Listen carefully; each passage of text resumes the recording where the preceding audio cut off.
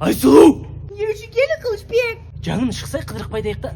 В смысле қыдырып қайтайық? Сен білесің ма қандай күн екенін екеуміз жүргенімізге уже 10 жыл болды бүгін. Білем. Ештеңе білмейсің, өтірік айтпа, сен даже ештеңені есте сақтай алмайсың.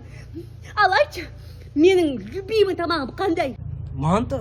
Любимый кином ше? Хатико. Любимый әншім? Мейрамбек Беспаев қой. Біреу де дұрыс емес, түсіндің ба? Жаным, отвечаю, бүгіннен бастап бәрін есте сақтайтын болам. Шықшы тойлап қайтайық. И не, ноутбугыңды алсам хорошо? Не үшін? Қалай не үшін? Ресторанға барамыз да через ломбард. Ладно, мен шығам.